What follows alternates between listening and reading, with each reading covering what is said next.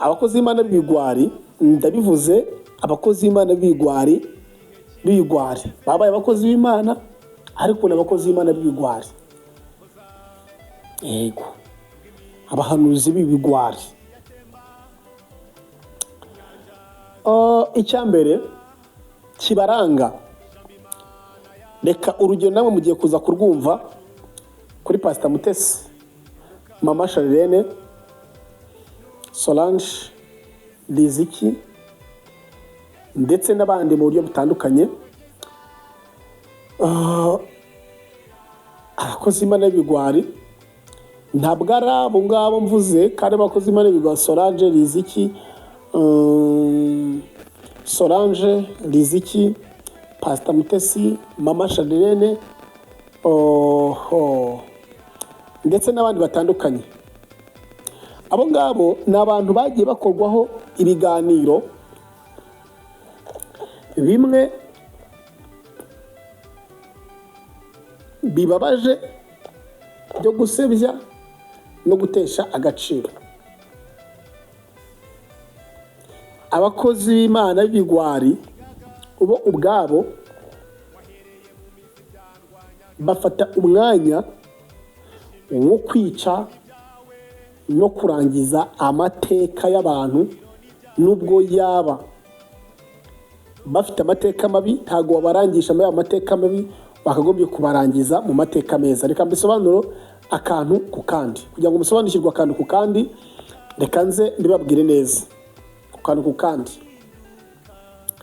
Mama Charlene murabizi ko ni umuvugabutumwa mu ADPR, ubu ngubu basigaye bamwita ngo ni nyiramabuno.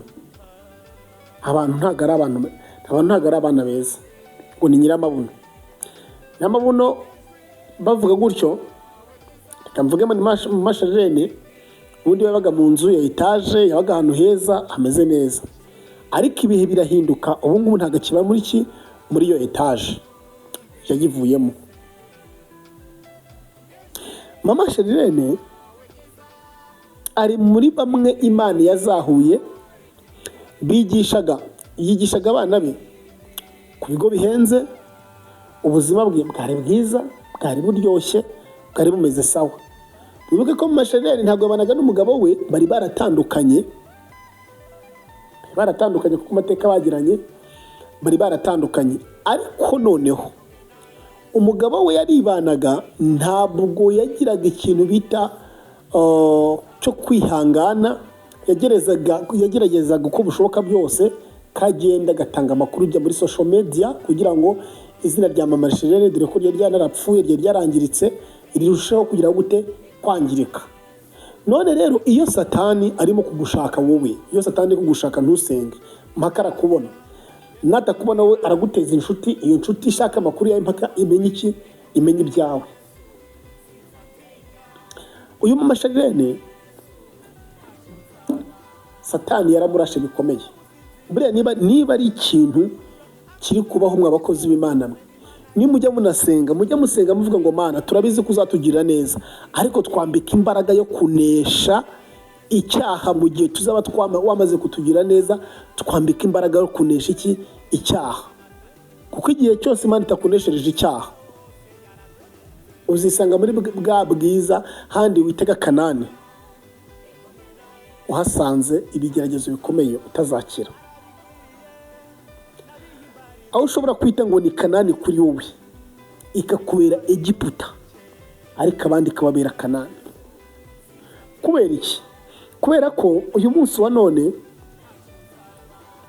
abantu benshi kwirinda byarabananiye, abantu benshi kwirinda byaranze. Niyo mpamvu ngize ngo tuganire, dukomeze kuganira.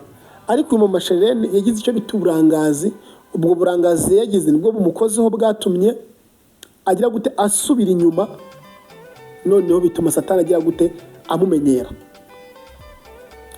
Abantu Mama Charlene, abantu ba breakinze inkuru zabo ni benshi mu buryo butandukanye, ariko by'umwihariko uyu Pastor Claude yanejejwe nuko Mama Charlene bitagenda neza, ndetse n'uyu Pastor Mutesi.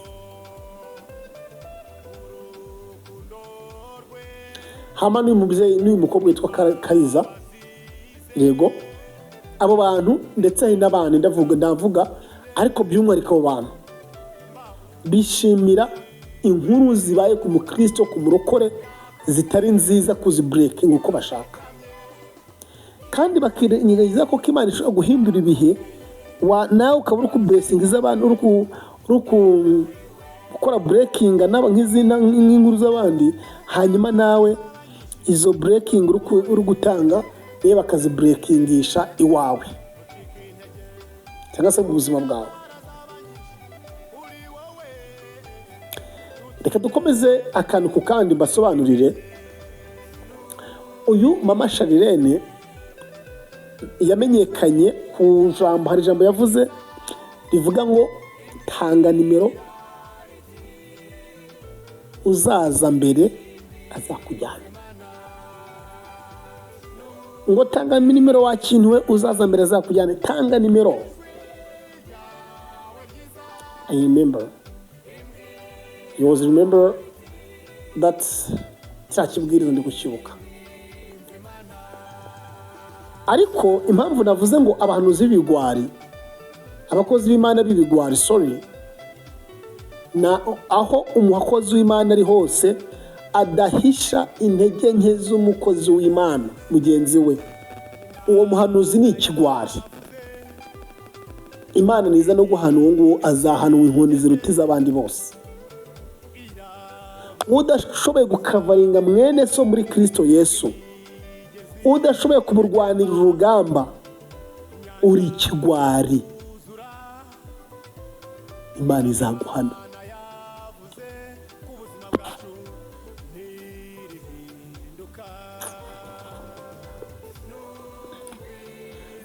Wowe ukishimira ibyago by'abandi, ukanezezwa n'uko abandi bari kurira, ukanezezwa n'uko abandi basebye, ukanezezwa n'uko abandi byabacanze, I'm telling you,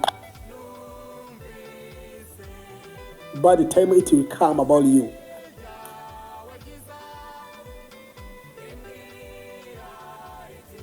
you will fight like other fighting.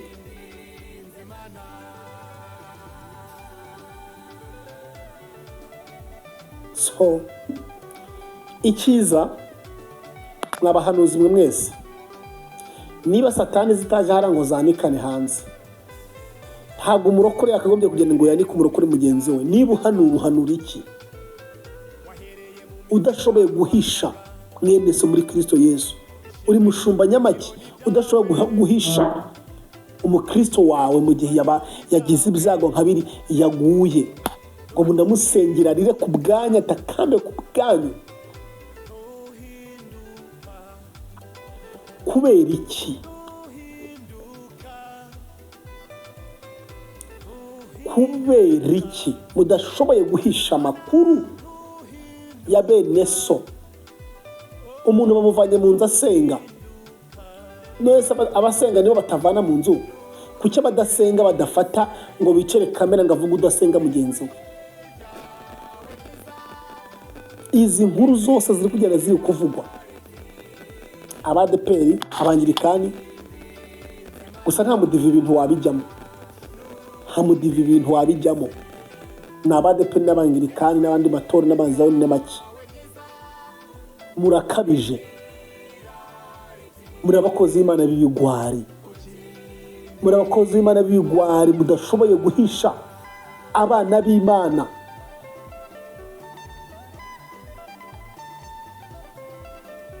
Murimo muradutera ibisongo by'agahinda.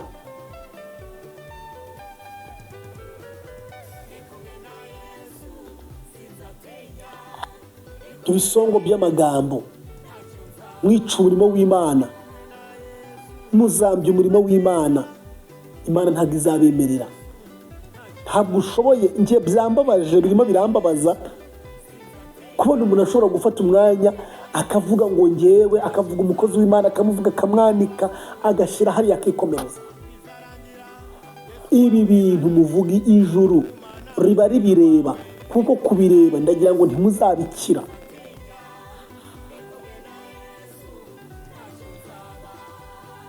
uri umuvugabutumwa, urahanura, nibyo Imana iraguhamagaye nk'uko yampamagaye,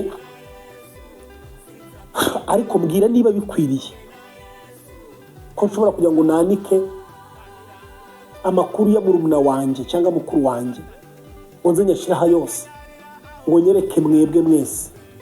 Ni nako utakagombye gufata umukristo, utakagombye kuvuga intege nke ze mu bapagani, kuko icyo gihe cyose bazavuga ngo none se ngo ko bari abahanuzi bizapfiriye he?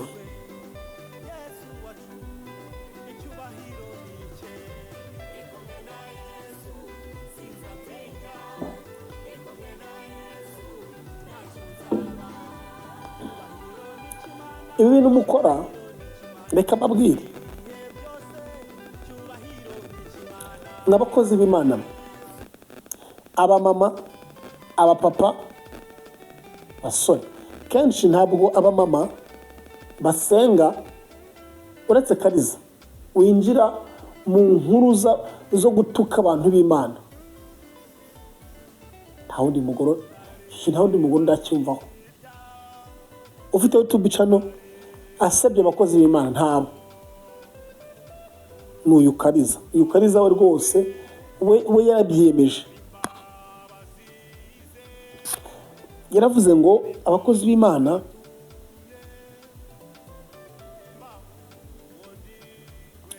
ati ngiye kubanika,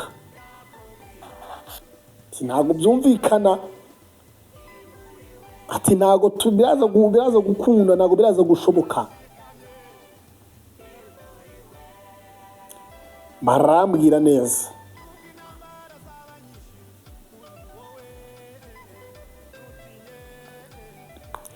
ni gute umbwira ko uri umukozi w'Imana uhanura ukumva ko ari wowe uzahanura ibintu byose, ngo niba atari wowe babwiye abandi bose ntabwo ari abakozi b'Imana? Ni gute uzaba uri guhanura ukagenda ukavuga umukozi w'Imana ngo yabuze kwishyura inzu bayimuvanyemo, ukagenda ukabiburekinga?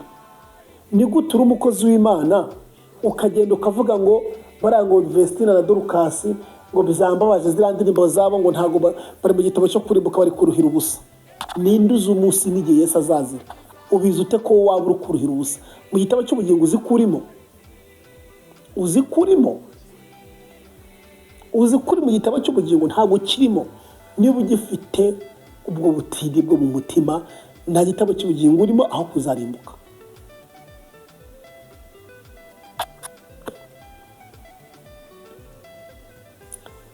Atakize ibintu bino kuma kubyumva. Niba umupagani, abapagani nabo badasenga, bavuga ngo bo bagasangira ibyabo bakaganira gutya, twabarokore abahanuzi bavuga butumwa bitunaniye ngo bitunaniza iki ko ngo twicara no tuvugane neza? Kuzibima muri rusange habuze iki kugira ngo twese twicaranga tuvugane neza, kubyubaka umurimo w'Imana, kubyubaka umurimo w'Imana.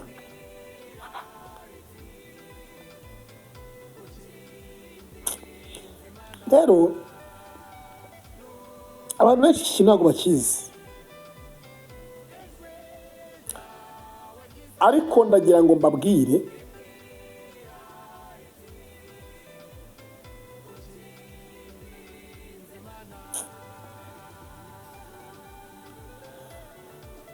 hari abantu Imana yahaye ubuzima, baha gucuruza no kugira gute, ibyo ibahaye nibyo bibaye ibyo gukubitisha abandi. Tubakite ku rusengero, abana bacu ntabwo bari kwemera ngo badukereje, wabaye bizi mu buryo bwose bushoboka, aho kugira ngo ufate umwanya usenge, wibereye bize muri ibyo ngibyo gusa. Abakozi b'Imana mwe muri gito, mwe mugituka abakozi b'Imana ngo mukifatanya n'abadayimoni kugira ngo abakozi b'Imana mubababaze. Muri abakozi b'Imana gito, ntabwo muri abana beza. Mwandashima mwe mugira ngo bizagende bite? Niba mukivuga abakozi b'Imana mukabavuga ntibicamuke, mukabitaba, mukabavuma, mukabagira uko mushaka. abakozi b'Imana muri kwangaza mu buryo mu buryo bumwe cyangwa ubundi. Kuvugira abakozi b'Imana byarabananiye. Ubu aya makuru ugenda ugatangaza ukagenda ukavuga ati mama Sharlene ni nyiramabuno, ati mwumve ibya nyiramabuno uko bimeze. Mama wese njye wabizanye mvuze muri ubwo buryo kugira ngo nibure buryo kugira muze kubwumva abantu benshi bari gukoresha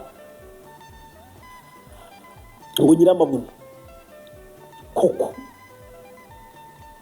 ibi bintu murabona, ibi bintu muri gukoresha kandi musenga ngo muhanura musenga, ariko mugahaguruka mukikoreza abakozi b'Imana mukabaninya ku mitwe, mukabaninya mu migongo.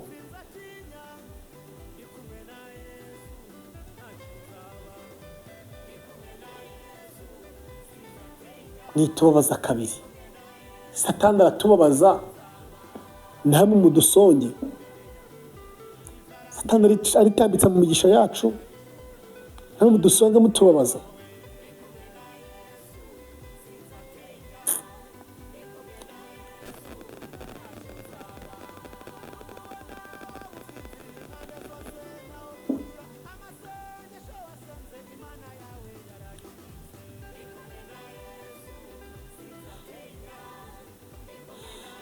Abakozi b'Imana muri bigwari, sinabura kubivuga, kandi bigwari Uwiteka arabihana.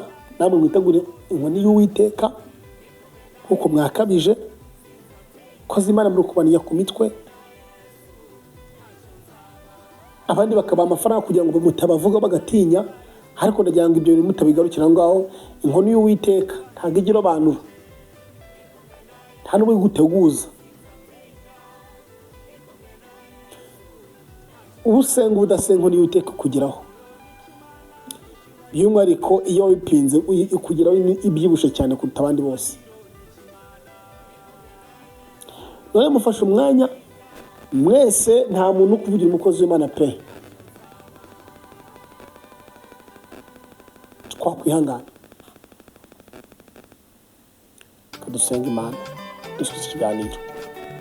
Mana yacu, Mana yo kwingirwa, Mana yo kwizerwa, ushobora byose nakibasha kurwa imigambi yawe zitarabaho, zitarabaho irekera ko uko wahoze. Ndasenya imbaraga za Satani, ndasenya imbaraga z'abadayimoni. Uhora kwa se kibi Satani muri wowe witwa Iteka n'umutwike rya musinzira n'ababibi kandi wizigure.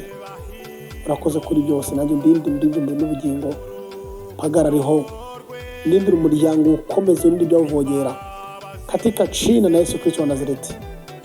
Ndasenza kugira ngo umuntu wese ufunguye iki kiganiro akaba agitutuganye akaba adagisoje, umuhereza ibyo umutima wifuza.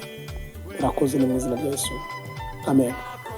Imana ibagirire neza, Imana nibishimire, nibahagarareho, nibashyigikire, nibakomereza amaboko mu izina rya Yesu Kristo wa Nazareti. Wahisemo neza rero kugira ngo ujye ubana natwe gatanu kuri kagenzi kako, kandi ndizera neza ko Imana izakora ibikomeye, Imana izakora ibidasanzwe. Imana ibahe umugisha rero. Bye bye.